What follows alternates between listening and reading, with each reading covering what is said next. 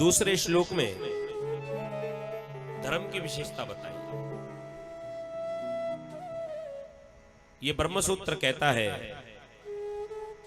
धर्मः प्रोज्झत के त्रवोत्र परमो निर्मत्सराणाम सताम वेद्यं वास्तवमस्तु सुबदम तापत्रयोन्मूलनम्।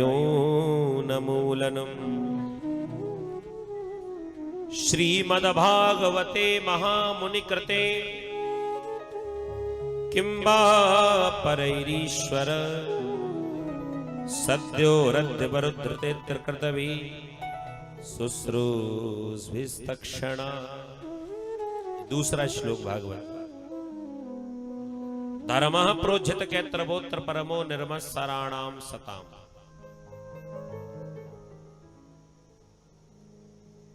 यहां पर धर्म और परम धर्म की बात बताई। धर्म क्या होता है और परम धर्म क्या होता है, समझ लीजिए। जैसे हमने अपने मन में संकल्प किया कि चलकर गंगा का स्नान किया जाए, तो गंगा का स्नान हो गया परम धर्म। जब घर से निकले, रेलवे स्टेशन पर पहुंचे,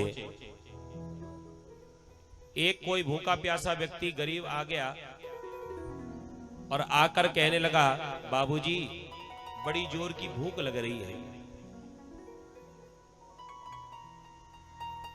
अब वो तो मांगता है भोजन,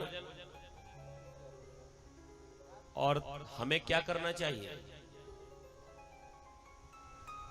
अगर हम उस भूखे को भोजन नहीं करा सकते तो हमारा गंगा का स्नान करना भी बेकार है।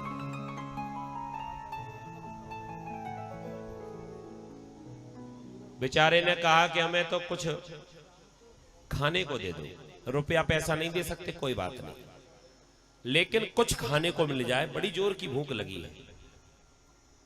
और हम कहें अपना भोजन यदि हमने तुझे दे दिया तो हम क्या खाएंगे, हमें तो बहुत दूर तक जाना है। तो भले ही गंगा में जाकर स्नान कर लेना प्यारे, लेकिन फल मिलने वाला नहीं है। कहते ना, किसी भूखे को भोजन नहीं करा सकते और गंगा का स्नान करने के लिए चले हैं, तो विचार करो, जब भूखे को भोजन नहीं करा पाते हो तो गंगा का स्नान का फल क्या मिलेगा?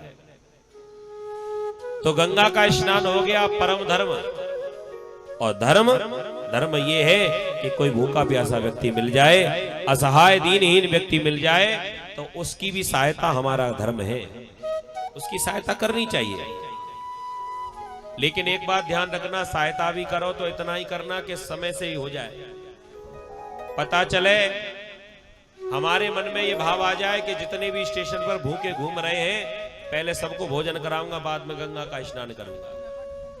और भंडारा खोल दिया स्टेशन पर, तब तक ट्रेन आई और चली गई। हम टिकट अपनी जेब में रखे रह गए, हम गाड़ी में चढ़ ही नहीं पाए। तो केवल धर्म की पूर्ति हो पाई, गंगा का स्नान नहीं हो पाया। तो धर्म और परम धर्म दोनों का ही निर्माण बराबर होना चाहिए।